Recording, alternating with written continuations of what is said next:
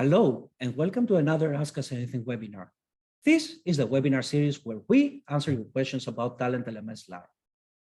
But today we're going to talk about importing. So stay with us and let's get started. Now, my name is Nick. I'm a customer education specialist here, and I will be hosting this session live. Together with me, I'm not alone. I have Theo, who is going to be here helping and answering your questions in the background. Now, of course, this specific session is going to be about importing. So let's look at our agenda. Importing, of course, is one of the key features of TalentLMS. And what we're going to see is how we can mass add users to TalentLMS, how we can update them and also organize them in groups as well in branches. And of course, how we can import historical course completion data so that if we have people that completed the courses in the past, then we want to import the data inside TalentLMS. All of this is going to take about 10 minutes, but of course, it's an Ask Us Anything, which means the rest of the time, so extra 20 minutes, it's going to be a live Q&A session, so we can jump into your questions after that. I want just to bring to your attention that, of course, this webinar, like all of our webinars, is recorded, and you will receive it by email once it is over. So if you have somebody who missed it, by all means, feel free to share it. This is what we're here for. Now, you might also notice that at the bottom of the screen, you have a Q&A button. This is what you can use. Just click on it and you can ask your questions. You don't need to use your name. If you feel like your questions are going to be better served by sending them anonymously, please, by all means, you can do that. Now, just before we get started, a really brief overview in regards to the importing feature. So why would somebody like to use the importing feature in the first place? Well, the idea is that the importing feature is there to save you time and, of course, to save you effort. So you can use the importing to add or to update a large volume of users, and we will see how easy it is to do that. In addition, once you have the users in the system, you can organize them by importing them into groups and assigning them into specific branches. And the last thing we're going to see is how you can keep track of your past trainings by importing historical data. Now, in order to show you all of these, I will need to share my screen. So just bear with me a second. And you should be able to see my screen right now. So as you see, I am logged in here as an administrator. And of course, the administrator is the person who's going to be handling the importing duties. And when we're talking about import, we need to go over here to our Import Export tab. So we're going to click here. And as you see, the system is designed to work with CSV or Excel files. Just for this presentation, we're going to use the Excel files. You might also notice on the right, we have the sample Excel file. This is always a template available there for you. You can fill it in and you can get started.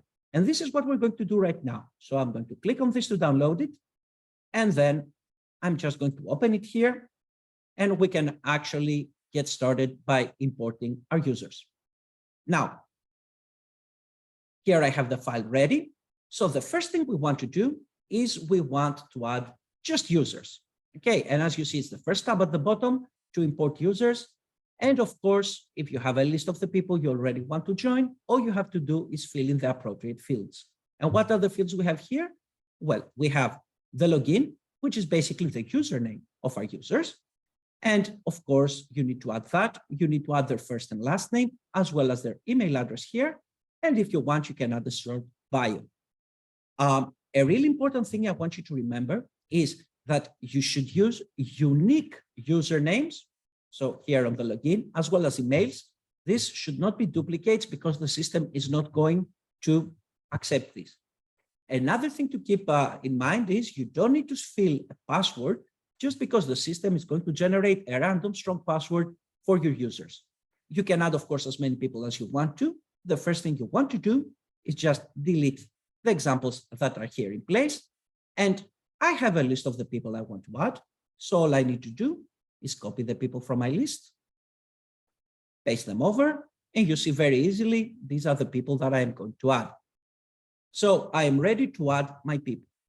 However, I have added the people. Another important thing maybe I want to do is to just go one step further and organize these users into groups and branches. And of course, since we're going to organize the people like that, it makes sense to kind of say briefly what's the difference. If we're talking about groups, then we're talking about basically the easiest way you have at your disposal to mass assign a common set of courses to a lot of users. On the other hand, branches are there for you to separate the users into different unique training environments. So once we're clear on the groups as well as the branches, how can we assign our people there? Well, for that, we can use the same file or a completely different file. And we will need to use the tabs users to groups as well as users to branches. In my case here, I'm going to use the same group, but the same Excel file. It's entirely up to you which one you want to use. Let's look to the users to groups tab. As you see, I have two columns. This one is where you have to fill in the username of your users. And here is where you need to add the name of the group you want to add them. So it's quite straightforward. And of course, I have this already on a list here. So I'm just going to copy my data from my list. And I'm just going to put it in my Excel file. And as you see, it's quite straightforward. I have my users and I have associated them with a group. Exactly the same process is what you're going to do if you want to add them to a branch. In this column, you add the login, the username of the person, and on this one, the name of the branch that you want to add them to.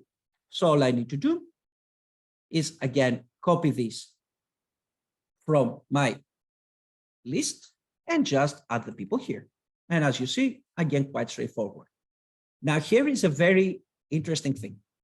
As you see, you have a lot of tabs at the bottom of this Excel file, and all of these are filled with examples. So what I strongly recommend here is that any tab that does not contain information that you actually want to import, you just delete. And of course, don't worry. Remember, we said the file is always available for you to download again. So I'm just going to delete these tabs from the bottom. And then I'm left with my users tab, users to groups, and users to branches. How do I do the actual import then? I just save the file. And now that the file is saved, I just find where I saved the file. And then I drag and drop it into the color area here. As you see, it filled in the gap between here with information, and I just click on the import button. Now all my users are imported. How can I check? How can I double check to be sure? I will head back home here by clicking on my logo. I'll go into my users tab.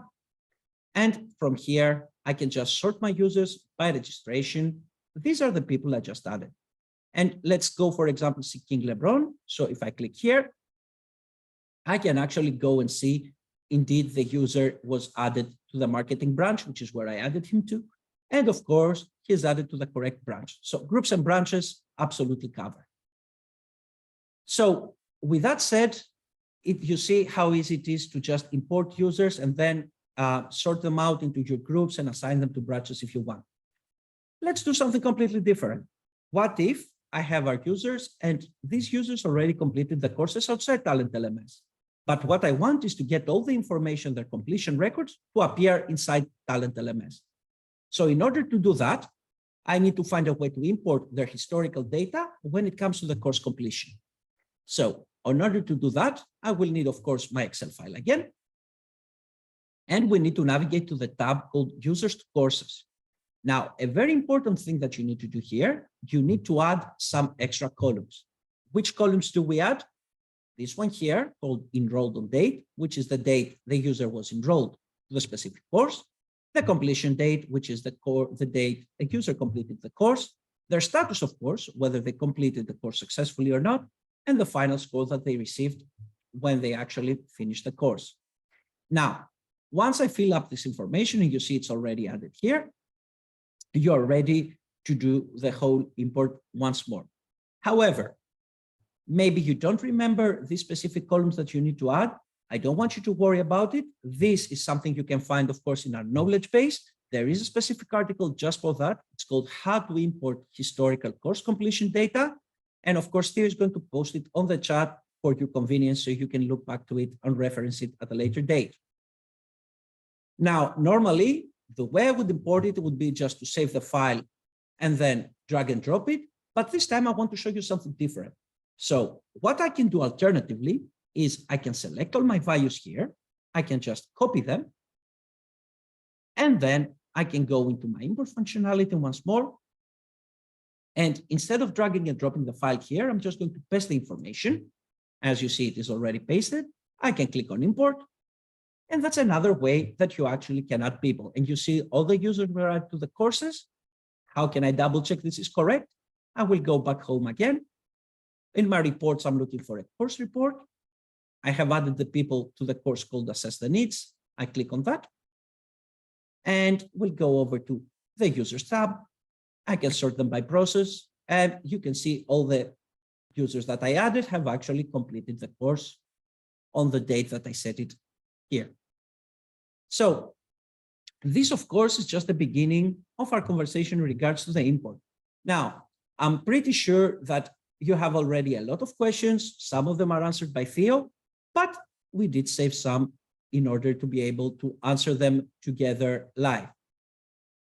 This is a very nice feature. So let's see some of your questions. I see a question here. Somebody, they didn't leave us their name. It's absolutely fine. Hi, Nick, can I add the same user into different groups with one import file? By all means, you can do that.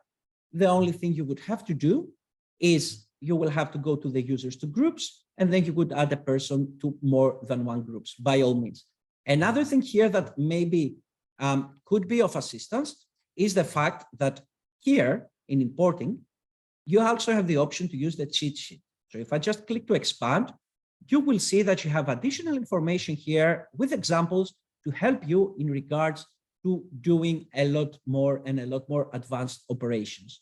So don't be afraid to experiment. Don't be afraid to actually look at the options that you're giving here, because that might be very useful for you as well.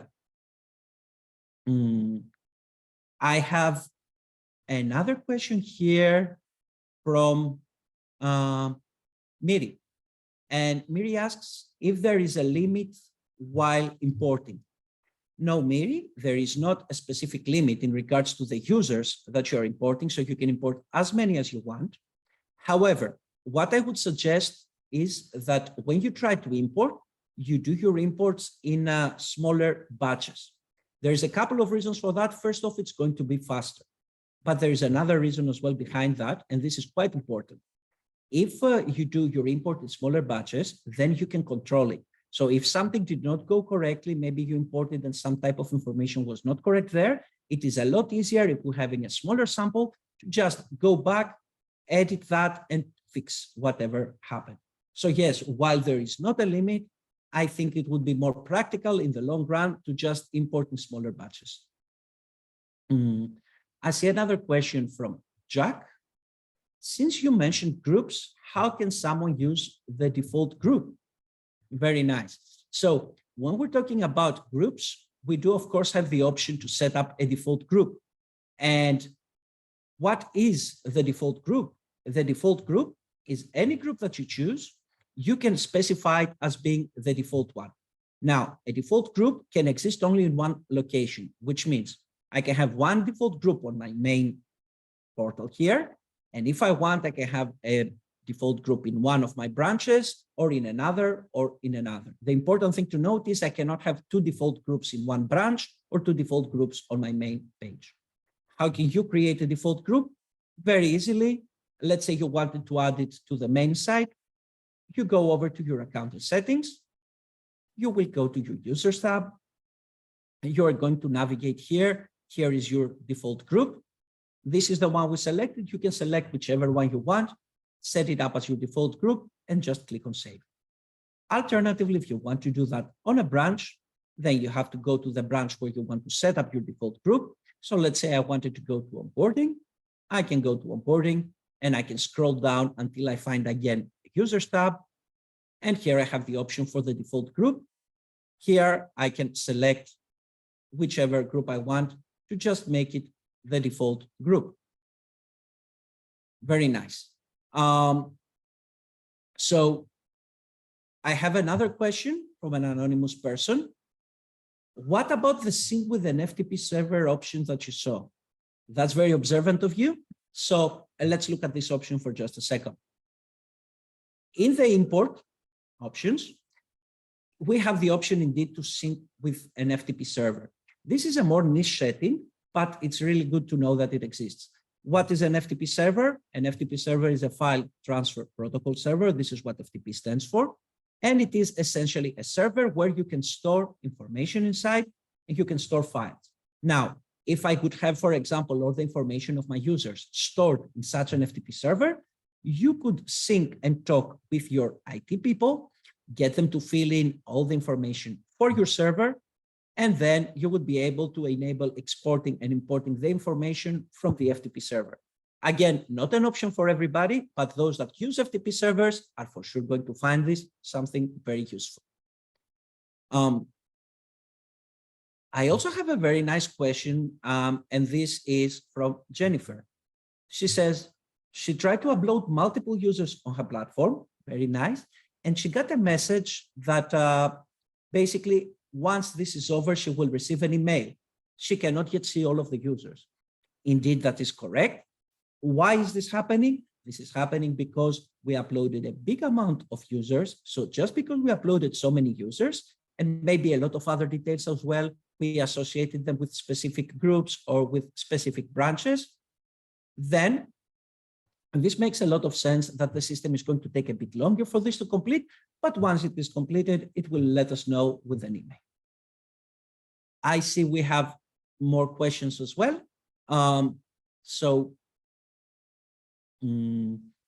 What about notifications? And this is a very nice question from Zinette. Will they get a message of the people when they get a new account created? This is very, very nice. There is a couple of different things you can do in regards to that. If you want them to receive notifications, of course, yes, they will receive them. By default, when the people are added, then they will be added as active people. So all of the notifications are going to trigger. Now, if you don't want the notifications to trigger, there's two different things you can do about it. Either you can actually go inside your notifications and pause the notifications you don't want the system to fire off. So that's one way you could do it. But there is also another alternative. Another alternative here would be importing the users as deactivated users. So if you import a user, you could just add a new column to your Excel file. So I would go here to my users tab, add a column where I mention if somebody is active or not. And this way you can just import somebody as a deactivated user. They will appear normally, but they will appear as deactivated. If you do that and your user appears as deactivated, then they will not receive these specific notifications. But once you activate them, of course, that's a different story. So I hope that helps. Let me see. We have more questions. I see one from Jonathan. You are using custom user fields. Can this be added on the Excel and how? Absolutely, Jonathan, this can be done. Very nice question. There is a couple of ways you can do this. I will show you what I think is the most foolproof way to do it so that it works perfectly every time. So in my portal, I have also created custom user fields. And if we have a look in my account and settings, you will see that I have one custom user field here. So what you can do, and to make sure that everything is going to appear correctly here, is that instead of using the import on its own, you can use a combination of import and export. So what I could do is I could click instead of export, instead of importing, and this is going to give me a snapshot of exactly what is happening in my platform right now. So if I just click on export, I select Excel files, and I can just open the file here.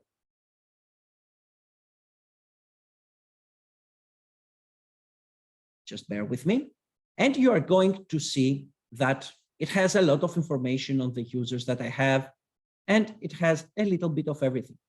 Now, you will see that here is my custom user field. I could have more, but in my case, I only have one. So this is my custom user field. So what you could do is that you can just copy the header to make sure that the wording is absolutely correct, paste it as a new column in the file that you're going to use to import, and then fill in the appropriate values. So this is the easiest way to do it and make sure that the typing on the header is absolutely correct every single time. Hope that makes sense. I actually see more questions here. I need to be the only one using the importing feature. Can this be disabled for other admins? Vasily. Hey, Vasily. Yes, the feature could be disabled for other admins. It does depend on your actual settings. What do I mean? So you can go over in your user types, and let's say I have my simple admins here, right? So I can go to my admins. Of course, your admins could vary. Maybe they have a different name. It's entirely up to you. And as you see, I have the ability to allow them to import or export the files. So if I don't want them to do it, I can just uncheck it and they don't have the ability. There is, however, another thing maybe that is of value here, and that is in case you are using branch admins. If you are using branch administrators, the branch administrators, if they don't have access to your main portal, how can you be sure of that? If you look at one of your specific branches and you scroll down a bit, you're going to see this option. These allow members of this branch to log in from the main domain URL. If this is checked and somebody is an admin on this specific branch, they are locked to the branch. They cannot visit your main site.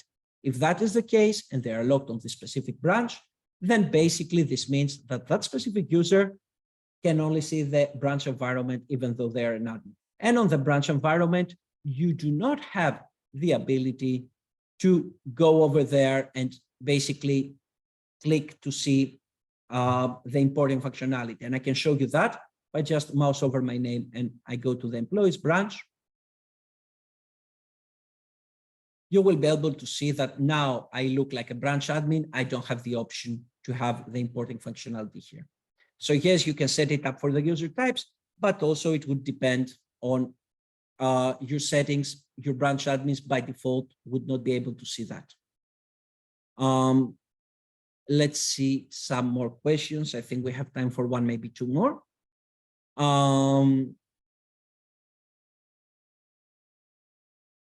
I think we already answered this one. If we can add the same user into different groups with a one import file.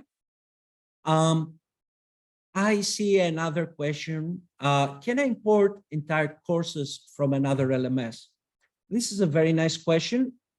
When you're talking about actually importing courses, it does depend on the particulars. What do I mean?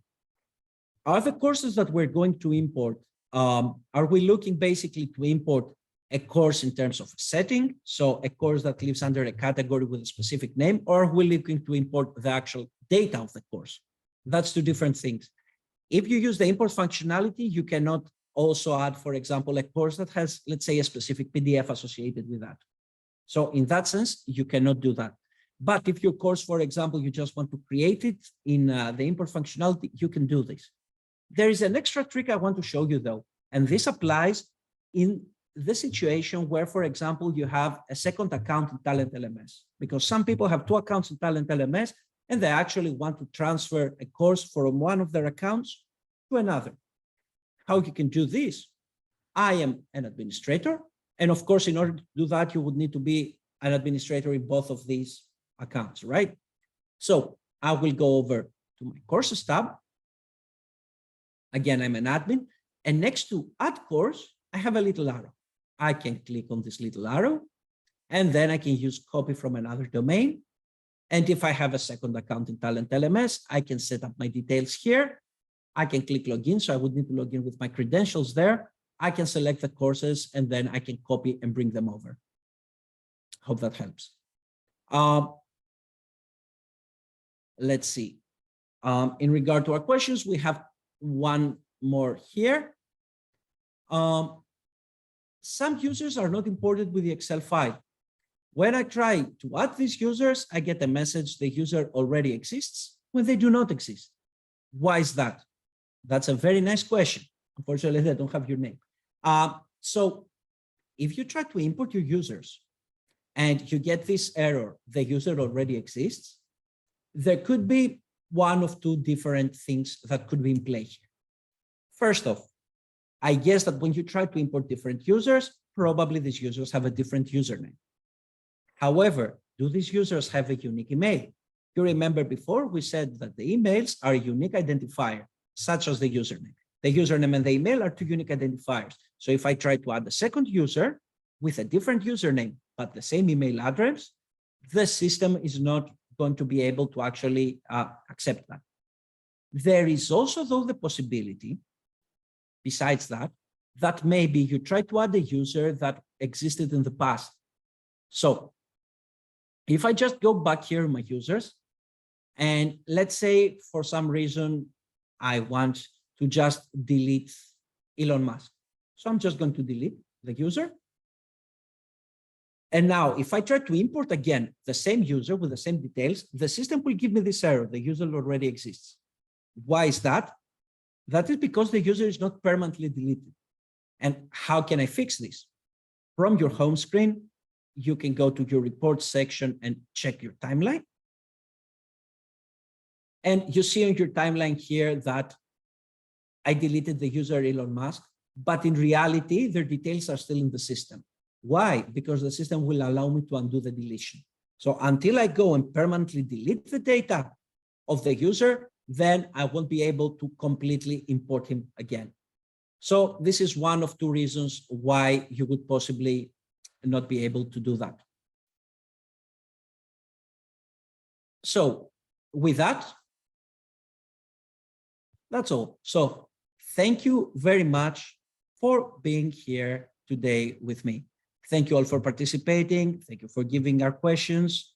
Of course, a big thank you to Theo for assisting here. Now, I know that many of you might still have pending questions, or maybe you thought of something else. By all means, this is what we're here for. We have our email address, trainingteam@talentlms.com. Feel free to send us your questions and we'll be more than happy to assist you. Of course, we love your feedback. We do have a survey. Theo is going to post it in the chat.